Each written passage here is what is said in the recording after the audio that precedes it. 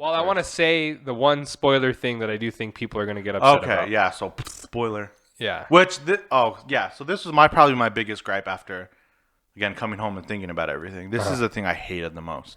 I'm assuming we're talking about the same thing, but I hated it. I hated it. Mm-hmm. So I did. I truly didn't like it. Really? Yeah. I think so. when Riddler's in Arkham, Yeah. And he talks and the to guy the he talks, Joker. the guy next to him's the Joker, and the Joker's like, "Hey, man, you did such a good job. And so Don't be upset." They weren't a part of it in any way. Was the joke? No, like He were wasn't they? behind any of it, right? No. Because I thought he said something. I mean, maybe that's what it was. He's like, "Hey, I thought he said we did a good job," or I thought he said something weird. And I'm like, "Whoa, No. Okay, He wasn't pulling okay, the cool, strings. cool, Yeah, cool, because there is a sense that he's like, I don't know who this guy is, and he's like, But yeah, so the Joker comes in, but again, I don't need the Joker. I don't need. So why bring him in? Why have that scene at all? And that's what we said. Maybe it's because like the Batman can't exist without the Joker. Guess what? He can. He can. There's so many things that you could do, especially in this world that you've set up. Right. So if you do a sequel or 3 movies, what's it called? Trilogy. So is if you early do, in the morning. If you if you do a trilogy, the Joker I think would be like a cool addition at the end. Yeah, Like absolutely. maybe in the 3rd movie, but maybe not even as a main villain. But if you look at like so many different storylines where he's there, but he's not the main villain. But why bring him up at all then? Yeah, and maybe you don't need to bring him up at all. Why have that scene? And we saw it with our friend Rico, and he made a good point. Like that scene was end credits worthy. It wasn't really main story. Like it didn't need to be in the movie. And you could leave it. Guess what? The Joker lives in Arkham for most of his. Right. So maybe you he's bring a crazy it up person, and he's there. And you don't bring him up again. Yeah.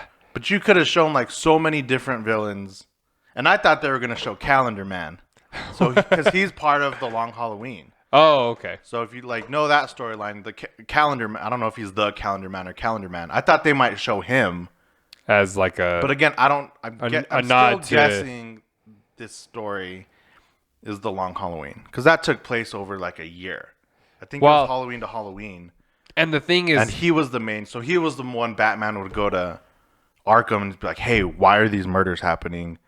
Why is it only on holidays? Who's the next? Blah blah blah." So I thought maybe he would be the one. He would do that. But when it was Joker, I was like, "Yeah, all right." Why? Like, Why? Whatever. And you know what? It's not like they call him the Joker. It's not like anything happens. It's just a guy in a cell next to him that's laughing, and you're like, "Oh, I know who this guy is. Yeah. He looks messed up in the face, gross. Which is again very Arkham game, right? Very Arkham like game. The Joker and looking that's what awful. I did like about the games is the Joker wasn't in the he was in a few, but in the last one he was just like a mental thing for Batman. Yes, so he wasn't physically there. He was in his mind because he dies. Yeah. So like spoiler for the game. The game starts with him getting cremated, like burnt. Yeah. And then throughout the game, he lives in his mind. So he just shows up. And at events, and that's what I thought was driving really the Batman crazy, right? Correct. Which is also an amazing. Yes, God, the game's great. If Robert Pattinson becomes the Joker at the end of this trilogy, that would be crazy. I would tip my hat to Matt really Reeves. Wild. I'd be like, super wild. That great job. Yeah, great that would job. Be super crazy. But as going for a sequel, do we? If there is one, which I'm sure there will be, do we just continue where we left off? Listen, or I do know. we start I know something you're gonna be completely like. I know you're gonna be like, look, we don't need this. I don't want this. Well, let's see. Let's see what you got. We have to disagree. Like, we need to disagree. I want Robin. Really? Which Robin? Well, okay. I mean, if it's early on, it has to be Dick Grayson. I know. Like, you can't be Batman for 2 years and jump to Jason Todd. Well, that's true. Where was Dick Grayson the whole time? Right, and I understand that. Because if he's only been doing this for 2 years, Dick Grayson's still a kid. Yes. At this point. Yes. Probably still has his parents at this point. So maybe you do jump 10 years. I don't know. Okay. Maybe you do. But the thing is, I need the Jason Todd crowbar scene. Like, I need Right it. here under the red hood? I need it in this tone, in this vibe. So you I want need this. You've seen Under the Red Hood, right? Yeah. Okay, Yeah. so you want that.